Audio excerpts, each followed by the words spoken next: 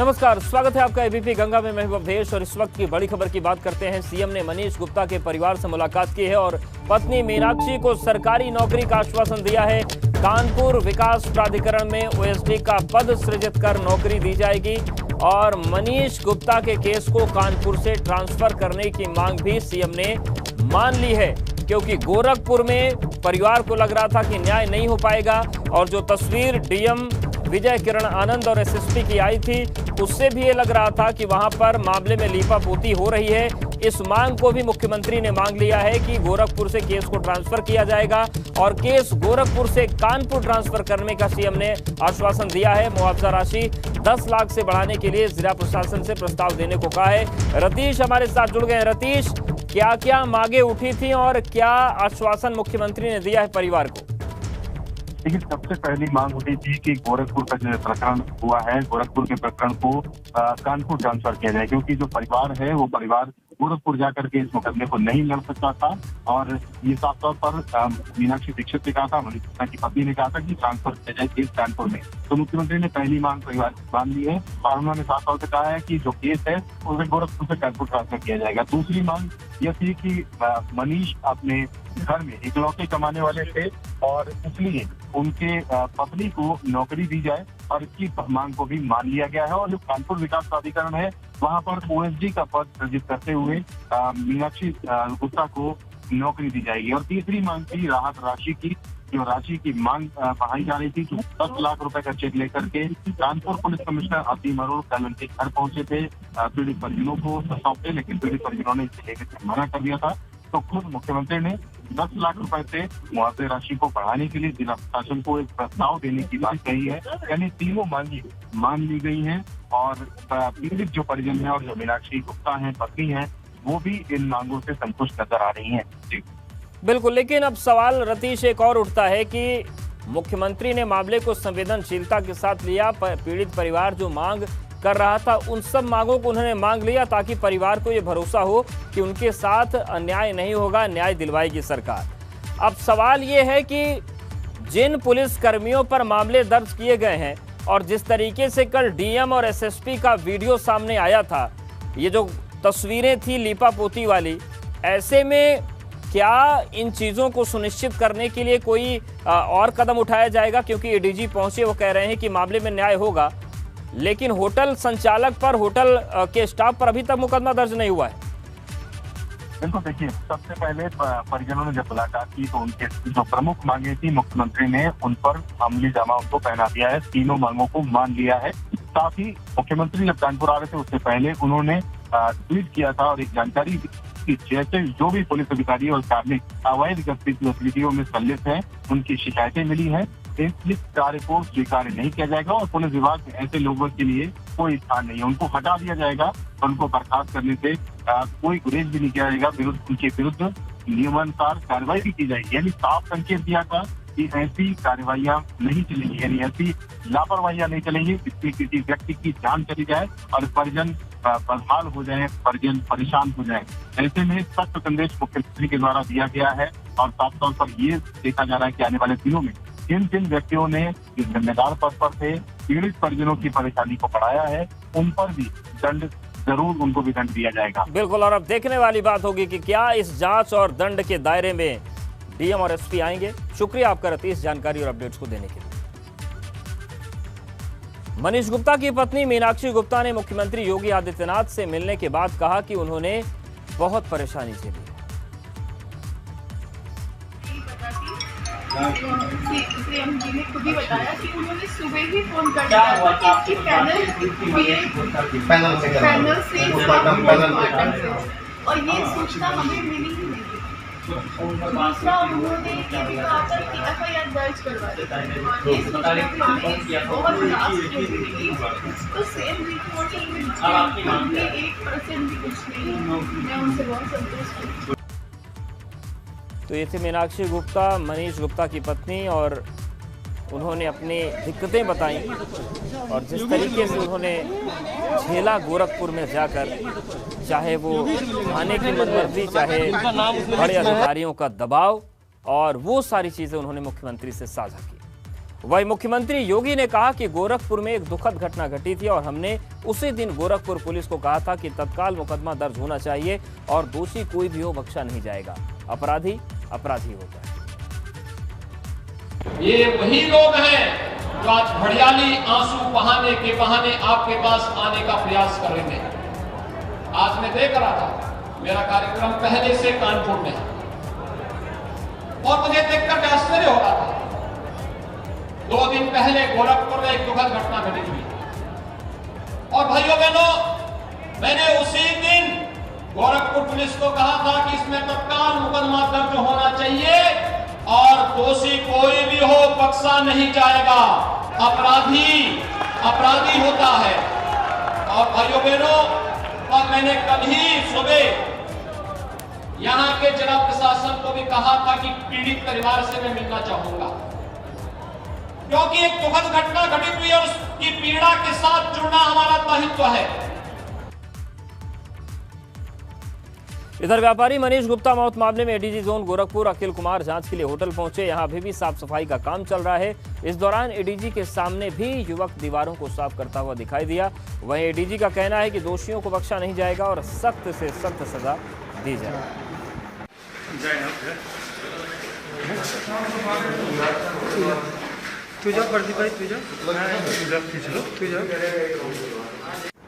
तो आप देखिए क्या इंतहा वहां पर रही होगी बेरहमी की कि दीवारें अभी तक साफ की जा रही हैं। तीसरे तल से लेकर पहले तल तक खून के छींटे वहां पर रहे होंगे। तो आप अंदाजा लगा सकते हैं कि उस दिन गोरखपुर में क्या हुआ होगा। अब निगाहें पूरे देश की इसी बात पर हैं कि न्याय मिलेगा या नहीं मिलेगा।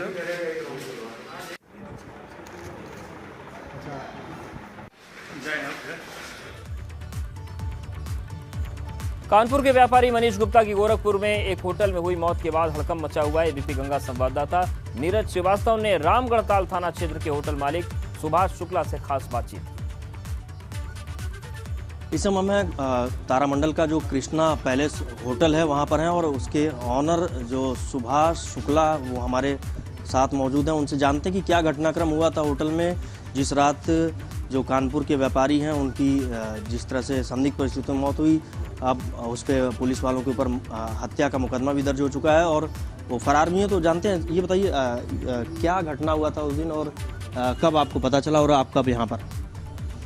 हमें पता चला 12:30 बजे करीब कि हमारे वहाँ पुलिस आई है और चेकिंग की बात चल रही थी और रिसेप्शन पर आए। जो रिसेप्शन था उस दिन मेरा 7 रूम लगा था और सारे PID जो SO साहब ने देखा, SHO साहब ने, और एक रूम में जो लगा, जिस रूम की बात चल रही उसमें 3 लोग थे, 2 हरियाणा से थे और 1 कानपुर से थे। तो SHO साहब ने सारे रूम की चेकिंग की बात कर रहे थे कि कप्तान साहब का आदेश है दिवाली को देखते हुए आपका हमें रूम चेक करना है और वीडियो बना के कप्तान साहब को भेजना है। तो यही वो होटल मालिक है जिनके खिलाफ भी मामला दर्ज करने की मांग उठ रही है। और अब सीधे रुख करते हैं, कांग्रेस की स्क्रीनिंग कमेटी की बैठक हो रही है जिसमें दीपेंद्र हुड्डा बोल रहे हैं। किसान अपने ही देश की सरकार से एक आग्रह लेकर 300 दिनों से लाखों करोड़ों की संख्या में, हजारों की संख्या में अलग अलग धरना स्थलों पे बैठा है। देश की राजधानी के दरवाजे, सरकार के दरवाजे बैठा है और इन 300 दिनों में 600 के करीब किसानों की जान भी इन धरनों पे जा चुकी है। उनके शव उत्तर प्रदेश, हरियाणा, पंजाब, अपने अलग अलग प्रदेशों में इन धरनों से लौट चुके हैं। लेकिन उस सब के बावजूद सरकार के प्रति, सरकार के मन में किसान के प्रति कोई करुणा होने की गुंजाइश नहीं दिखाई दे रही। ऐसी कठोर दिल सरकार, ये उन्हीं के नागरिक हैं कि किसान जिनकी इतनी बड़े पैमाने पे जाने भी जा चुकी हैं। ऐसा आंदोलन शायद देश के इतिहास में कभी ना हुआ हो। ऐसे में जले पे नमक छिड़कने का काम सरकार कर रही है। उसका उदाहरण जो उत्तर प्रदेश के अंदर मात्र 25 रुपए गन्ने का भाव बढ़ाने का फैसला, उसका उदाहरण रबी की फसलों पे जिसमें गेहूं मुख्यतः है, बाकी भी जो फसलें हैं उनमें मात्र 2% न्यूनतम समर्थन मूल्य बढ़ाने का फैसला। ये जो सारे फैसले हैं आपके बीच में इसलिए रख रहे हैं कि 2015-16 में प्रधानमंत्री जी ने कहा था। तो लखनऊ में स्क्रीनिंग कमेटी की कांग्रेस की बैठक हुई और दीपेंद्र हुड्डा बोल रहे थे। अब एक बार फिर से रुक करते हैं मनीष गुप्ता के हत्या के मामले की। मनीष गुप्ता मौत मामले पर ADG law and order Prashant Kumar ने कहा है कि दोषियों पर सख्त कार्रवाई होगी। एबीपी गंगा से बात करते हुए प्रशांत कुमार ने और क्या कहा है, सुनिए। गोरखपुर में कानपुर के कारोबारी की पुलिस पिटाई से मौत का मामला गंभीर होता जा रहा है। इस पूरे मामले पर बात करने के लिए हमारे साथ एडीजी कानून व्यवस्था प्रशांत कुमार मौजूद हैं। हम उनसे पूरी घटना की जानकारी लेंगे। सर, शुरुआत से बताइए क्या हुआ था पूरा। ये मुख्यालय पे ये सूचना प्राप्त हुई थी कि 27 तारीख को एक होटल में कुछ लोग कमरे में तीन लोग एक कमरे में थे। वहाँ एक आकस्मिक चेकिंग वहाँ के अधिकारियों के द्वारा कराई गई। उस दौरान पूछताछ के दौरान एक व्यक्ति बाहर निकल के भागा जो गिर गया, जिसके सर में चोट आई, उसके बाद से डेथ हो गई। जैसे ही ये सूचना आई उसके बेसिस पे 6 लोगों को निलंबित किया गया। उसके बाद से एक पैनल ऑफ डॉक्टर्स के द्वारा उसका पोस्टमार्टम कराया गया। जब मृतक के घर के लोग वहाँ पहुँचे, उन लोगों ने एक तहरीर दी।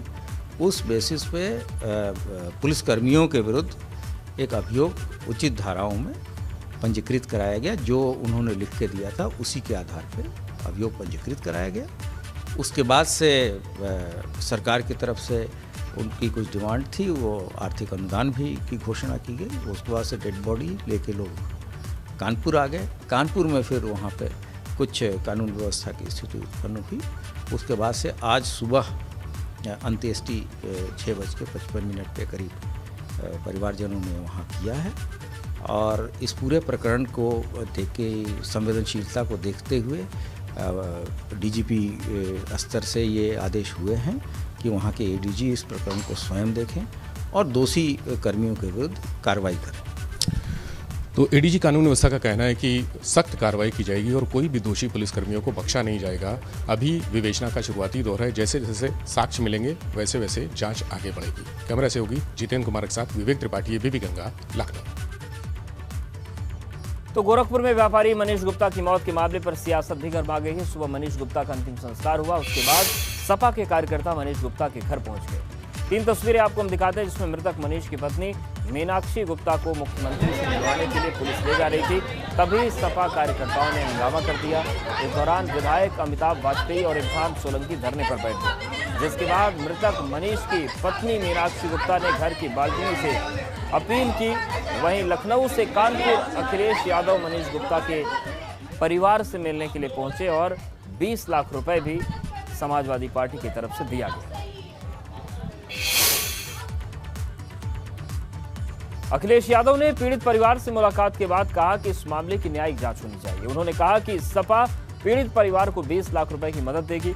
अखिलेश यादव ने कहा कि समाजवादी पार्टी पीड़ित परिवार के साथ है। और क्या उन्होंने कहा, सुनिए। उनके बुजुर्ग पिताजी, उनका क्या होगा? ये घर कैसे चलेगा?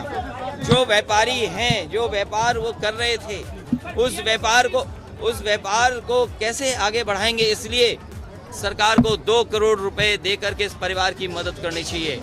और हम लोगों ने भी तय किया है कि समाजवादी पार्टी भी अपनी तरफ से इस परिवार की 20 लाख रुपए से मदद करेगी।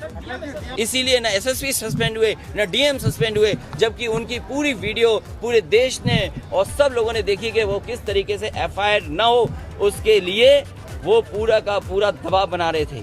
और जांच संभव नहीं है गोरखपुर में, परिवार कैसे भाग के जाएगा? इसलिए जांच को भी कानपुर में ला करके और पूरे परिवार की सुरक्षा होनी चाहिए, क्योंकि जिन्होंने घटना की है ये मामूली नहीं है। ये लोग उन्नाव भी रहे हैं। मुझे जानकारी मिली है उन्नाव में भी रह करके इस तरह की घटनाएं हुई हैं, गोरखपुर में भी घटनाएं हुई हैं। इसलिए जब तक परिवार की सुरक्षा नहीं होगी तब तक न्याय मिलना मुश्किल है। सिटिंग जज वो मॉनिटर करें, चाहे सीबीआई जांच हो, क्योंकि परिवार ने सीबीआई जांच मांगी है। वहीं इस परिवार की 2 करोड़ से मदद होनी चाहिए। और बेटी पढ़ी लिखी हैं, उनकी पत्नी पढ़ी लिखी हैं, इसलिए उन्हें क्लास 2 या क्लास 3 की नौकरी दे करके इस परिवार का जीवन यापन आगे कैसे चल सके उसकी जिम्मेदारी सरकार की है। अखिलेश यादव से मिलने के बाद एबीपी संवाददाता रतीश त्रिवेदी ने मृतक व्यापारी मनीष गुप्ता की पत्नी से बात किया। उन्होंने क्या कहा, सुनिए। समाजवादी पार्टी के राष्ट्रीय अध्यक्ष आज गुप्ता परिवार के पास पहुंचे, उनका दुख दर्द साझा किया और करीब आधे घंटे की मुलाकात की। मीनाक्षी गुप्ता हमारे साथ हैं, उनसे पूछते हैं कि आखिरकार क्या घटनाक्रम उन्होंने बताया और क्या बातचीत की। मीनाक्षी जी, समाजवादी पार्टी के राष्ट्रीय अध्यक्ष यहाँ पर आए थे, आप लोगों ने उनसे क्या बातचीत की, उन्होंने आपको क्या बताया? समाजवादी पार्टी के राष्ट्रीय अध्यक्ष आए थे कि मैं बहुत आभारी हूँ, मुझे यहाँ मिलने आए। उन्होंने आश्वासन दिया कि वो सरकार से 2 करोड़ की डिमांड करेगी और नौकरी के लिए भी बोलेगी और सीबीआई जांच के साथ उन्होंने उस जांच को और स्पष्ट रूप से करने के लिए उसमें कुछ चेंजेस भी कहे हैं कि वो होने चाहिए। उन्होंने वो नोट भी किया है। काफ़ी अच्छा सपोर्ट कर रही है। तो कौन कौन सी बातें और ऐसे आपने उनको बताई कि शुरुआती तौर पे आपको जो प्रॉब्लम फेस करनी पड़ी वो क्या बताया? उन्होंने मुझसे पूछा कैसे कैसे कहाँ से स्टोरी चली, तो वही मैंने बताया जो आप लोग से पहले भी बता चुकी हूँ। सेम वही प्रोसेस था, वही बताया। उन्होंने बताया कि उन्होंने सबसे पहले उन्होंने मेरा ट्वीट किया था और फिर उन्होंने अपनी पार्टी के लोगों को भेजा था। वही अपनी बारे में सारी बातें बता रहे थे। अच्छा, ये बताइए कि उन्होंने आपसे कहा कि सरकार से वो क्या क्या मांगे रखेंगे, उन्होंने क्या मांगे रखने के लिए सरकार से कहा? अभी मैंने आपको बताया तो कि सरकार से रखने के लिए उन्होंने कहा कि 2 करोड़ की, मैं कहूँगा कि आपको 2 करोड़ रुपए हर जाने में मिले, सरकारी नौकरी मिले, प्लस जो मैंने सीबीआई जांच का प्रस्ताव था उसको उन्होंने और थोड़ा करेक्ट फॉर्म में हाई कोर्ट की निगरानी में रखने के लिए कहा है। गोरखपुर में कानपुर के प्रॉपर्टी डीलर की संदिग्ध मौत के मामले में पुलिस वालों पर एफआईआर दर्ज होने से पहले एक वीडियो वायरल हुआ। इसमें गोरखपुर के डीएम विजय किरण आनंद और एसएसपी विपिन टाडा मृतक की पत्नी को समझा रहे हैं। मृतक की पत्नी को बंद कमरे में समझाने की कोशिश हो रही है, लेकिन मृतक की पत्नी बार बार ये कहती है कि दोषियों को मौत की सजा चाहिए। और जैसे ही पता चला कि वीडियो रिकॉर्ड हो रहा है, दोनों अधिकारी आगे एक बार मुकदमा होने के बाद आपको अंदाजा नहीं है, मुझे पता नहीं कि नरेंद्र गिरी की संदिग्ध आत्महत्या के मामले में आनंद गिरी को प्रयागराज लेकर पहुंच गई है सीबीआई की टीम। बुधवार को सीबीआई की टीम आनंद गिरी को लेकर उत्तराखंड गई थी। आनंद गिरी के आश्रम से ठोस सबूत मिले हैं। सूत्रों के हवाले से बड़ी खबर मिल रही है। सीबीआई ने आनंद गिरी का लैपटॉप बरामद कर लिया है और कथित वीडियो भी बरामद होने की संभावना है। तो ये इस वक्त की बड़ी खबर। आपको बता दें कि आनंद गिरी को हरिद्वार से वापस प्रयागराज लेकर आ गई है सीबीआई की टीम। बुधवार को सीबीआई की टीम आनंद गिरी को लेकर उत्तराखंड पहुंची थी और जानकारी सूत्रों के हवाले से मिल रही है कि ठोस सबूत मिले हैं। सीबीआई ने आनंद गिरी का लैपटॉप बरामद कर लिया है और कथित वीडियो भी बरामद होने की संभावना है। तो कल शाम को सीबीआई की टीम आनंद गिरी को लेकर हरिद्वार पहुंची थी। यही वो निर्माणाधीन आश्रम है आनंद गिरी का, जिसे सील किया गया था जब टीम पहुंची। और देखिए, ये हम आपको तस्वीर दिखा रहे हैं एबीपी गंगा पर, एक्सक्लूसिव तस्वीरें आप देख पा रहे हैं। ये प्रयागराज जब आनंद गिरी को लेकर पहुंची सीबीआई की टीम, उस वक्त की तस्वीरें हम आपको दिखा रहे हैं। और चूंकि बड़ा संवेदनशील मामला है, ऐसे में कड़ी सुरक्षा व्यवस्था के बीच आनंद गिरी को लेकर जो सीबीआई की टीम है वो पहुंची है। क्योंकि जिस तरीके से पेशी के दौरान हमला हुआ था कोर्ट परिसर में, उसके बाद आनंद गिरी के वकील की तरफ से कोर्ट में याचिका दी गई थी और कड़ी सुरक्षा व्यवस्था के बीच आनंद गिरी को लेकर सीबीआई टीम पहुंच गई।